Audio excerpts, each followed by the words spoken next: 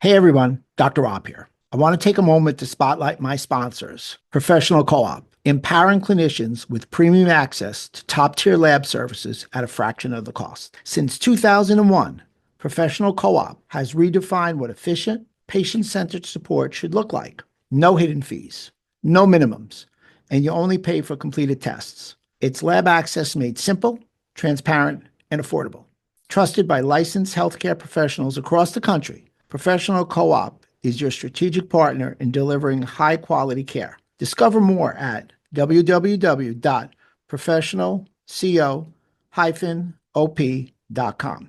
A quick shout out to my other sponsor, Functional Medicine University, one of the top online programs for learning functional medicine. Founded by Dr. Ron Grisanti, FMU has trained thousands of healthcare professionals in over 50 states and over 68 countries. It's completely online, self-paced, and CE approved for a wide range of clinicians, MDs, DCs, NDs, PAs, and more. At the end of the program, you earn your certified functional medicine practitioner credential, something that's truly elevated my clinical approach. If you're ready to level up your practice with evidence-based root cause care, FMU is the place to start. Check them out at Functional Medicine University.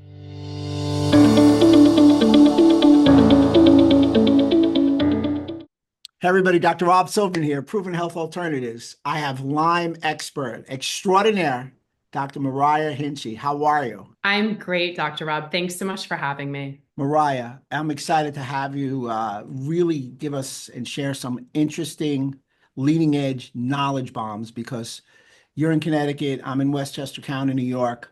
Lyme is a huge conversation piece. But before we start, let's look at vector-borne diseases account for more than 17% of infectious diseases. They're typically transmitted, these vector diseases, by mosquitoes, ticks, fleas. The big guy of vector-borne disease is Lyme disease. That being said, you are an expert. When you work with a patient with chronic vector-borne disease, what is your main focus? So, my main focus is on restoring immune balance. Basically, I want to take the patient and I want to look at the pieces of the puzzle, which obviously the infections are a part of, that are leading to this immune imbalance, and fix everything kind of like in that background to help to make the patient inhospitable to the infection, which a huge piece of that is restoring immune competency or immune balance to the body. Wow, you talked about immune competency. You talked about this unsettling of the immune system. How do these pathogens unsettle the immune system? I've heard you really talk about when they enter the body, they cause an unhealthy environment or a pro-inflammatory milieu. Yeah, so one of the main ways that this happens is the presence. So it all starts with the flagella, which is the tail part of the bacteria of the spirochete called Borrelia.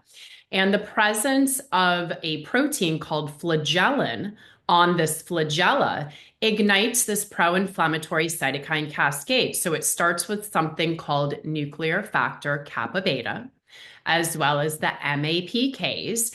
And this leads into all of these other inflammatory chemicals in the body being exploited. And it's part of the immune system's natural defense, at going after an infection and resolving it. But what happens is when these inflammatory cytokines are manipulated to stay prolonged, like at this prolonged elevation, that it not only causes a multitude of the painful symptoms that we see and the dysfunction, but it causes an imbalance in what's called your T helper 1 or your T helper 2, and even your T helper 17 branches of the immune system. And then this is where the body, in some instances, can actually start to attack self. So the unsettling of this immune system causes the body to lead down that slippery slope called autoimmunity, which is that immune competency that's kind of left by the wayside, if you will. So that theme of immune competency was great. Most people don't realize, they think their immune system is like a switch. You wake up in the morning, you turn the lights on, and here it is, and it works great. But Right. here you're saying that these pathogens cause a failsafe in immune competency, and that failsafe is looking at the innate immunity and the adaptive immunity and looking at T cells coming from the thymus being T17, T1 and 2, which are different, but that unleveling is leading to an unsettling of the immune system. Can you? Right. And so I think a lot of people don't realize that, well, most people, I didn't realize, and until I actually sat down and did the research, I thought inflammation was over here and Mm, the immune system was over here, and they were two completely separate pieces of the puzzle. But it's these inflammatory cytokines that I kind of rattled off mhm. that literally play a huge role in what type of T helper cell the immune system is going to make and how many of them it's going to make. So these pro-inflammatory cytokines are literally telling the immune system, do we want T helper 1s? Do we want T helper 2s? Do we want T helper 17s? And, we all do and should have all three of these, but it's the dominance, right? It's like the scale being tipped where we have a dominance in one of these over the others. And the way that I explain it to my patients is, look, our immune system should act like a sniper, where it has, the proper weapon. Sorry for the gun analogy, but the proper weapon, the proper ammo. It can put the red dot right on the target and it eliminates the target for sure, but without blowing up anything around it.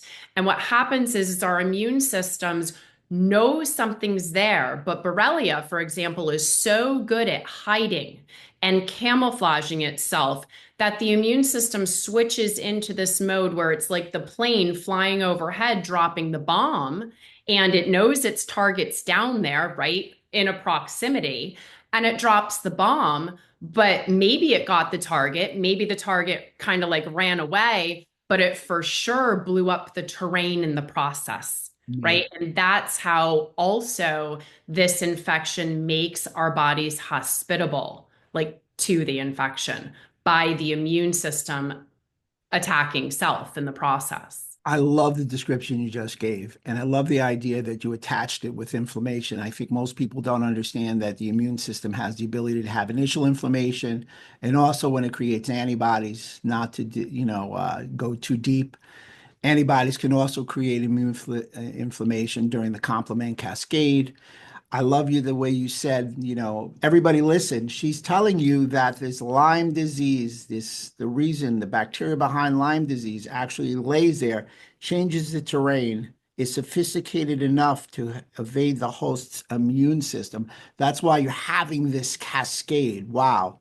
So it's hidden, it's hiding, and it's causing you to really raise the level of inflammation, leading you to deleterious effects. These mechanisms also include interfering with or presenting with like an antigen presentation, blocking the T cell appropriate activation, like you said, and really supporting inflammation. So that being said, what do you do? It depends on the person. It depends on, I think one of the important things too to bring up right now before we talk about that is, everyone has different genetics. Everyone has different injuries. Everyone has their own, unique digestive system and microbiome and damage, right, to all of those things into structures. And Lyme will go to areas of dysfunction and inflammation like a Mm. magnet because it's a free buffet for it. So, so much of our body is made from collagen and connective tissue, and Lyme gets every bit of nutrient that it needs from collagen. And so previous injuries, areas of more toxicity where there's going to be more oxidative stress and more damage, it's going to go to those areas because it's easier for it to feed there. So I think that's an important piece, to recognize because if you already have, a familial history of autoimmunity, right? You're going to get pushed down that autoimmune disease pathway quicker. Or if, let's say, you blew your ACL skiing and you've had issues with your knee ever since because of smoldering inflammation in the knee joint and breakdown of collagen, the infection's going to go there. If you already had a disrupted blood-brain barrier or a TBI, or, then you're going to have more of an issue there. If you already had a lot of gut issues and you already have leaky gut and there's excessive gut inflammation, or, you have inflammatory bowel disease, you're going to have bigger issues there. I really like what you said. You got my chiropractic backbone, no pun intended, excited in the fact that you talked about collagen. Collagen's great for skin, hair, and nails, joint, gut. So here you have a lot of people suffering from Lyme disease or vector-borne diseases, and they complain about the joint. You may have just given an explanation because you say, look, you're losing the collagen, there's inflammation, and when we talk about the gut.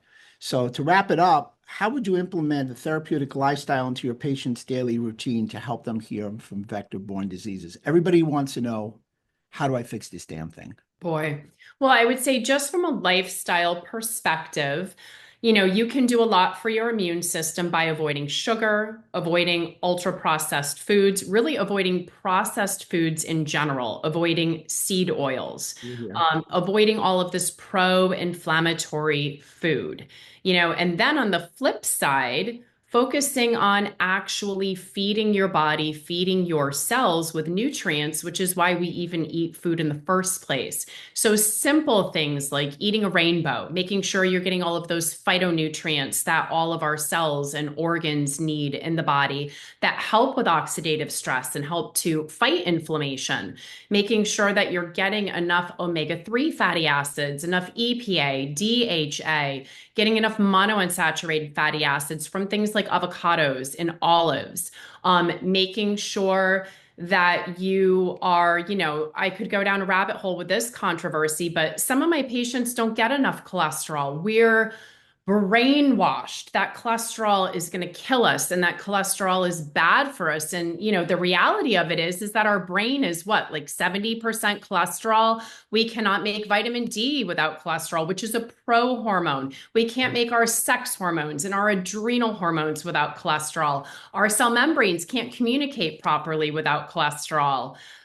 We need to make sure we're getting adequate protein. We need all of those essential amino acids that our bodies literally can't function without. We can't make neurotransmitters. We can't structurally build our bodies or make the chemicals that run them, again, like neurotransmitters, hormones, immune cells, right? And then all of the micronutrients. People hear me say this over and over again, and they're probably so sick of it, but we're just a bunch of biochemical reactions. So Mhm. we take something and we make something else using an enzyme.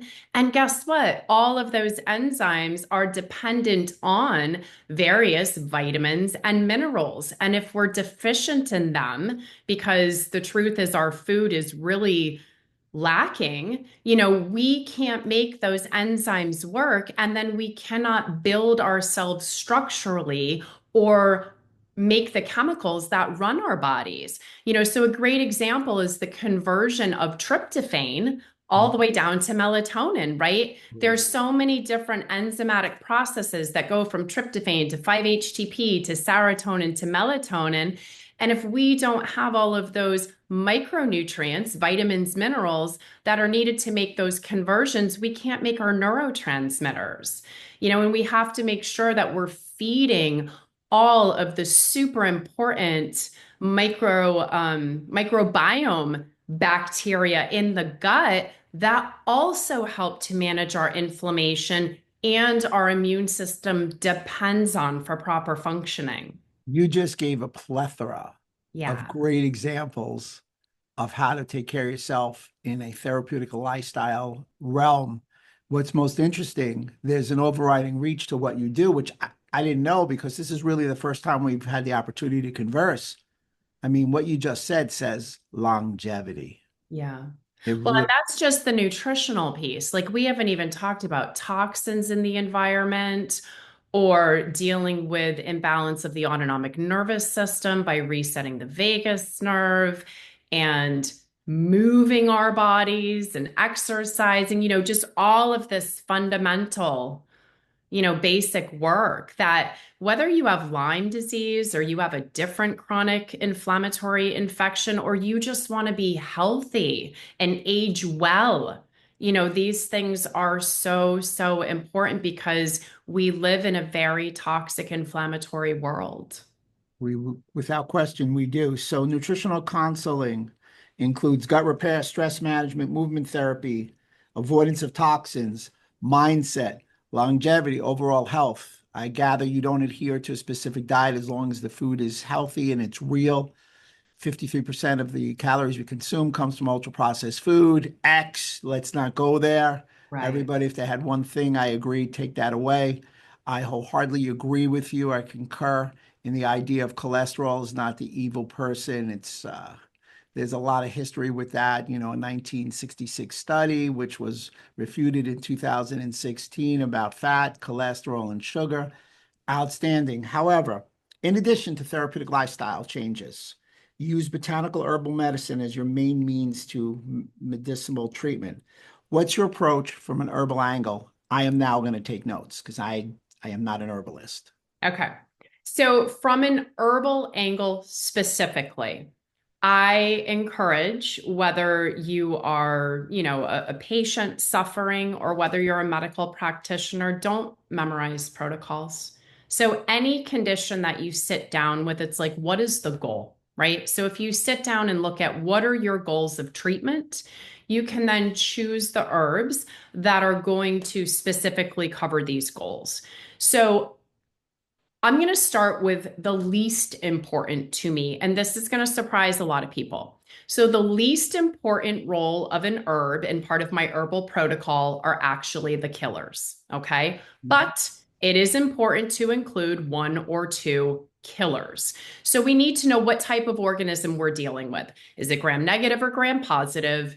Is it a parasite? Is it a virus? Is it a fungus? Like, what is it, right? Because different herbs have different antimicrobial properties. And one of the reasons why I love herbs so much is if we're looking at an herb like, let's say, cryptolepis or sweet Annie, they are actually very well at dealing with both gram-negative organisms as well as parasites. And then cryptolepis itself is also very helpful when dealing with a gram-positive organism. So a good patient that cryptolepis might be good at helping would be a child that has pandas. So they have a strep infection that's chronic and won't go away, typically because of an underlying infection. Let's just throw it out there that maybe that underlying infection is Lyme. And now cryptolepis not only is going to be good for the strep, but it also is helpful with the Lyme infection because it's anti-spirochetal, and the spirochetes are also gram negative. So like it has that sort of overlap. And cryptolepis is also effective against the persister cells of Lyme. So number one, know what type of organism you're trying to kill so you can bring the appropriate killers on board. Number two, know which cytokines the type of infection you're dealing with is exploiting, right? So with Lyme, we talked about nuclear factor kappa beta, the MAPKs, interleukin 6, interleukin 1 beta, tumor necrosis factor alpha. So we can choose herbs that are good at shutting down those specific cytokines. And if you combine together Chinese skullcap and Japanese knotweed, along with cordyceps, you can inhibit those exact cytokines that are used in a chronic Lyme infection by Borrelia or the spirochete. Then, if we know how this infection lives, what does it eat in the body? So, Lyme, like I said, loves to eat collagen. So, how does it eat collagen? Well, it uses three enzymes: aggrecanase, collagenase, and hyaluronidase. Those three enzymes can be inhibited using a mixture of Chinese skullcap, Japanese knotweed, and ashwagandha. So again, and now you're starting to hear redundancies, which is great, which means we don't have to use a ton of different herbs. We pick the ones that we're hearing over and over again. So we protect the collagen and help to starve off the infection by inhibiting the enzymes that the infection uses to break down the collagen to make its food. Okay.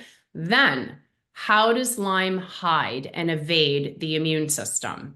Well, it does it in a multitude of ways. One of the biggest and most important is behind biofilms. So it creates these fort-like structures that walls itself off, not only from the immune system, but from the medications that we're using to try to kill it. So we have to bring in things that will help to break down the biofilm. I would say my top three favorite are Chinese skullcap, because I already use it for a lot of other things.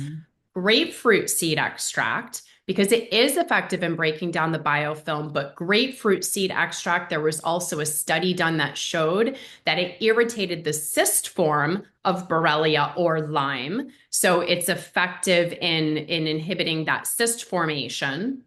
And then also G3M, which is a product that I use that actually helps to decrease galactin 3 and break down the scaffolding or the structure of the biofilm.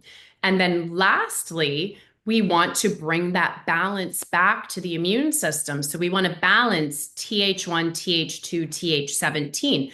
Now, a lot of that's going to be accomplished by balancing those inflammatory cytokines using the Japanese knotweed, the Chinese skullcap, and the cordyceps.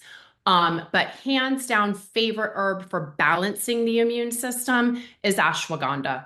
And it's also so protective to the adrenal glands and helps to modulate cortisol levels because when we have a chronic infection, not only do we have that adrenal stress and a lot of times that increase in cortisol because we are physically fighting this long-term infection. And by the way, cortisol can kind of like go downhill in the end, but also a lot of these patients are stuck in that fight or flight. They have the autonomic nervous system imbalance because they're so misunderstood. They've been to hundreds of doctors, maybe 100 is an exaggeration, but let's say definitely double digits. And a lot of them have been told it's all in their head or they've been misdiagnosed, and they can't get answers. And deep down in their gut, they know that they haven't received the right diagnosis, and it's very isolating. And what all of that does to the nervous system is just horrific, so bringing in herbs that help to, sorry, I kind of went off on a tangent, but bringing in herbs that help to deal with that actually goes a long way to rebooting and resetting the nervous system. And again, ashwagandha is just one of my favorite herbs for doing that.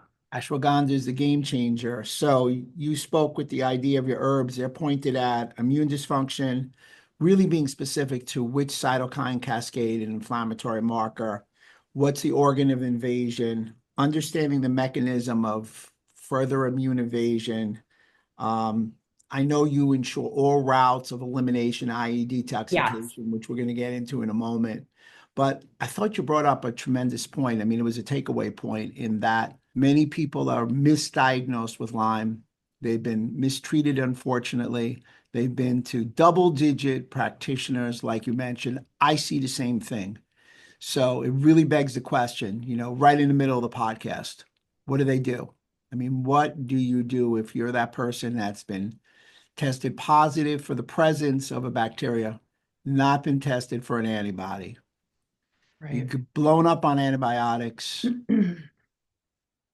decreasing. I would say the first thing to do, in any of these situations is if if the diagnosis doesn't sit right with you, listen to yourself. You know your body, or if we're talking about a child, you know your child and your child's body better than anyone else on this earth. And if it doesn't sit right with you, you need to follow your own gut instincts.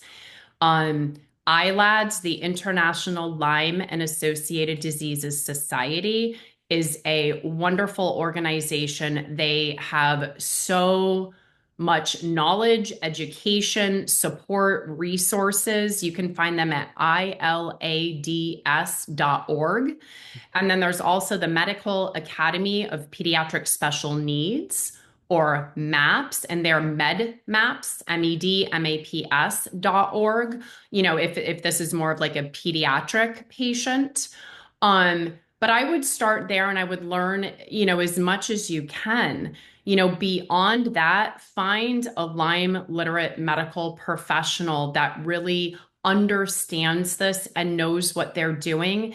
And my advice is to find somebody that comes at this infection from a functional medicine standpoint.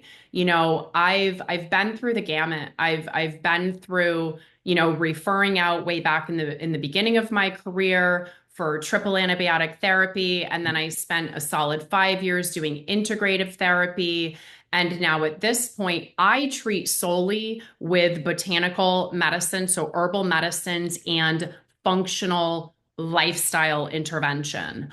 But I just strongly caution people to find someone that comes from the functional medicine integrative standpoint, at least. If you're working with someone, and I don't mean to offend anybody, but if you're working with someone whose sole focus is on killing these bacteria, it is a never ending, never winning battle. These bacteria, and if we're talking about something like Babesia, that's a parasite, these stealth infections are so much smarter than any pharmaceutical medicine or even botanical medicine out there. Like, we can't just throw antibiotics and antiparasitics at this thing. We have to look at the individual person sitting in front of us, or look at ourselves and get with someone that can help to explore the terrain. Because I promise you, once these infections have become chronic,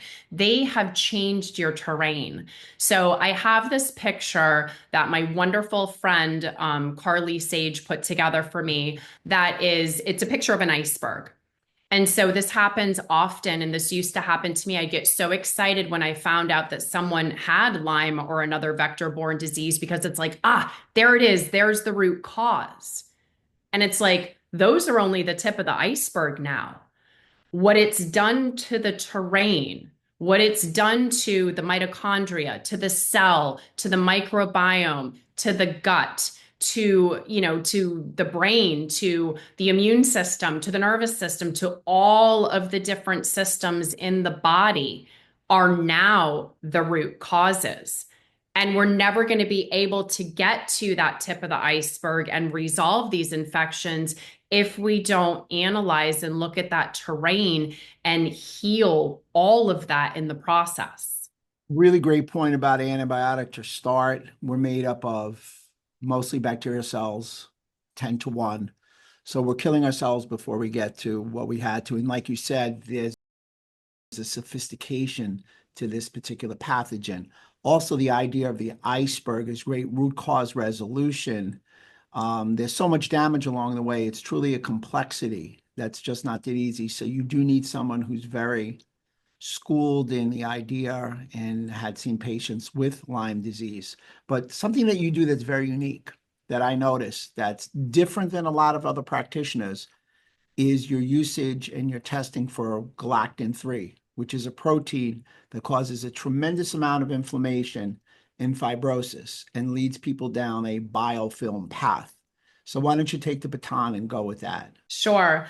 And you know what? I'll be honest, I don't do a lot of testing for it anymore. I just assume it's there. If there's chronic stealth infections, I assume it's there. And it's part of my sort of like basic protocol. And I don't mean protocol of take this, take that. I mean an approach. We have to deal with it. So galactin-3 is something that in an acute injury or infection is important. It helps to recruit different immune cells and actually cytokines to come in and either kill the infection or heal the injury. And then its levels are supposed to come down and the body goes back to normal. And what happens is that when it stays chronically elevated, like you said, it is part of the scaffolding or the backbone of biofilm formation, which allows these pathogens to wall themselves off from the immune system and from the medications that are commonly used to eradicate them. But also, it can cause, like you said, fibrosis and plaque formation. It actually pushes a lot of these pro-inflammatory cytokines that we keep talking about, which is how it can impair T cell function. It can actually, like shifting into that T helper dominance, can cause impaired B cell function and inability to make antibodies. And it also can lead to an auto-inflammatory or an autoimmune response, and actually increased mast cell production in the body too, which then leads to a whole host of other things. So many negative implications from having this chronically elevated galactin 3. So galactin 3 may be the bane of our existence in a testing mode, but it's typically there with most of the patients that are positive for Lyme. That said, I know you use a modified citrus pectin, which is different than citrus pectin, because citrus pectin is hard to absorb because the molecular weight is high. It's a polysaccharide. Modified citrus pectin has medicinal effects, and it is much more easy to be absorbed. It's actually a prebiotic. So why don't you explain, because that's not as common as it should be in functional medicine. Right. So this specialized form of modified citrus pectin does a lot of things. So it actually is the one thing, and I'm not saying it alone is Mhm. going to be a full treatment. It's not. But what I love about it is it covers all of my bases. So, number one, it helps to stop the breakdown of collagen, which can aid in starving off the infection. It helps to pull the fibrotic plaques out of the collagen and excessive, like, scar formation. It helps to decrease interleukin 1 beta as well as interleukin 6, which are two of the pretty stubborn inflammatory cytokines that cause the imbalance in the T helper branches of the immune system. It increases natural killer cells, which are a subset of lymphocytes that the Lyme infection will typically decrease. It binds endotoxins, which can decrease the frequency and severity of a Herxheimer reaction. And it also has the ability to bind mycotoxins. It binds heavy metals like lead, cadmium, mercury, and arsenic. And I feel like I might be forgetting one. It's Yes, it can be helpful to heal the tight junctions in the gut. great to have the script in front of you, Doc. I- Sorry, full disclosure, I looked down at my show notes. I apologize. Don't think I'm so smart.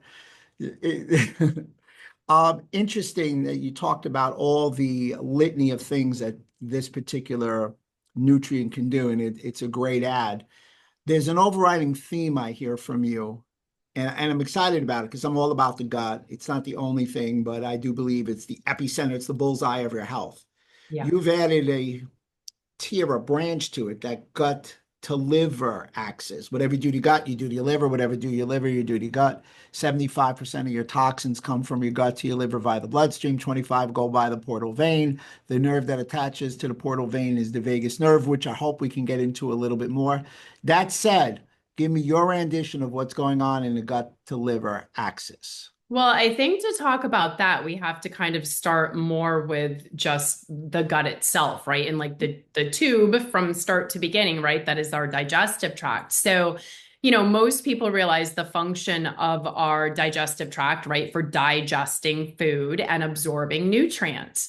But I think most people forget that it's actually kind of like a sewer system out of the body. So our lymphatic system, is constantly dumping toxins into our gut for elimination. And when we have excess inflammation in the gut, And especially, I forget too, it's like the separation between the inside of the tube, which is actually outside of the body, and then Mhm. into the body is only one cell thick.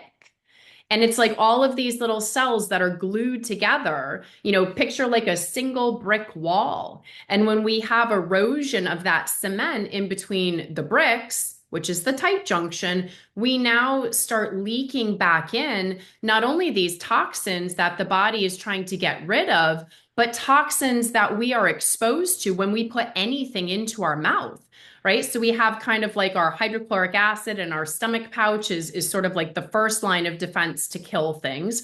But then we have a lot of pathogenic bacteria that make its way down and is supposed to be eliminated. And when this stuff gets leaked in and gets into systemic circulation, obviously that's going to put a lot of stress on the liver to now filter and detox that stuff out. But it also is going to lead to activation of the immune system and more cytokine production. And then we have more toxicity, more cell damage, more organ damage, more oxidative stress. And it just, exponentially complicates the situation. And then if that inflammation is impairing our body's ability to digest and absorb our nutrients properly, we're not getting in the basic nutrients that we need. Let's focus just on liver, right? To run phase 1 and phase 2 of the liver's detoxification systems. And, really beyond just supporting phase 1 and phase 2, it's actually coordinating the two so that they are kind of running at the same speed. Because during detoxification in the liver, one of the most, I guess, dangerous parts of not being coordinated is building up those toxic intermediates. So in between phase 1 and phase 2, you can build up these toxins that are actually more toxic than the original toxin was before it went through phase 1. So I usually have a diagram to explain this, which makes it so much easier. So hopefully everyone follows along with what I'm saying. But, picture two escalators running at the same speed, Mhm. right? So you go up one, you get off, you get on the next, and everything's nice and smooth. Well, if you sped up phase 1, right? So now the escalator is going twice as fast. You're going to have this buildup right on the platform before you can get on the second escalator. Right. And so that to me is how I picture kind of these building of the intermediate toxins. And then they cause more damage, oxidative stress, damage to the cell, to the mitochondria, to the body, etc. So again, getting the right nutrients in, like one of my favorites, N-acetylcysteine for Yeah. phase 1 and for phase 2, right? So we want to kind of coordinate the speed at which both phases run. And then we have to focus on elimination because we can't have all the toxins build either because we're not pooping, peeing, sweating, breathing Mhm. correctly to expel all of these toxins out of the body. Great. Just to recap, it's been stated that the gut is the outside part of the body. It's the first time something meets the inside world as it goes through the gut. It is your first line of defense in your immune system. Great. And then when it passes through your gut and gets into your blood system, that starts the adaptive and the innate immune system, etc. Great. Bifunctionally modulate the liver. So I'm going to use my hands. Typically, phase 1 is up here. Phase 2 is over here. That little fall between the two, the disconnect is where that reactive oxygen or that reactive intermediary goes, which is a secondary tissue attack. Ladies and gentlemen, you just got a great dissertation. That's years and years of work from gut to liver. So people are going to ask, all right, I've got this thing called Lyme disease. What's your protocol? And I know when you say a protocol, it's a starting point, it's a recipe. It's like when I say, honey, what's your protocol to my wife for my organic brownie? Well, she takes the sugar out, she puts in allulose, she takes the chocolate out, she puts cacao, and it's the greatest thing because she beats Bobby Flav in any cook-off, in any baking contest. Now, that said, here you go. Everybody wants your protocol. Oh boy. All right. So I'm going to make it super simple, super quick if I can. So Sure. number one, you want to do the background work. So we want to look and make sure, do you have all of the micronutrients that you need to basically run all of the biochemical processes in the body? So I love doing an intracellular or inside of the cell nutrient evaluation for all of the basic vitamins, minerals, essential amino acids, essential fatty acids. Number two, I like to look at IgG and IgA food sensitivities. I want to make sure that even the healthy foods that we're eating are not pissing off our immune system. Um, if our immune system is busy fighting the foods that we are eating, we are distracting it and we're wasting immune resources on the one thing that I would argue we can actually keep out of our body, right? We can choose what foods we put in. Additionally, if those foods, when they are stimulating antibody production, are then causing inflammation, it feeds into that whole process that we've already talked about. Then we need to know what is actually going on in the gut. What is the intestinal permeability like in that particular person? And we could talk for an hour on the interventions to fix that. But let's just say we need to know if it's there, to what extent it's there. And then there are a handful of things that we can do to try to heal those tight junctions. Then we need to make sure that all of the routes of elimination are working. So are we having daily bowel movements? Are we doing deep breathing exercises to off gas toxins? Are we sweating out toxins?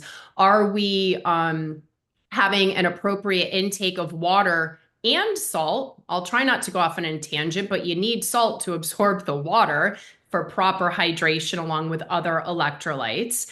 And so once that is kind of all set, there's some overlapping, like, doing the micronutrient assessment then also will tell us, do we have the nutrients that we need to do all of the other biochemical reactions in the body, like make immune cells, make neurotransmitters, make hormones, et cetera, et cetera.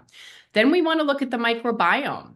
Do we have overgrowth of other opportunistic bacteria because of the immune suppression? Do we have enough healthy bacteria? Because again, that healthy bacteria is going to kind of decide if we're making excess inflammation or if we are combating inflammation. And let's not forget that 90% of immune function is literally in our gut, because of the GALT, the gut associated lymphoid tissue, but also because of that microbiome. So the microbiome is hugely important. We then need to know, do we have other viruses because of the immune imbalance have now overgrown and are playing a role? Do we have an overgrowth of candida and other fungal microorganisms because of excessive antibiotic use or just because of, an immune imbalance? Does the patient have SIBO? Does the patient have chronic UTIs? Does the patient have H. pylori? Like,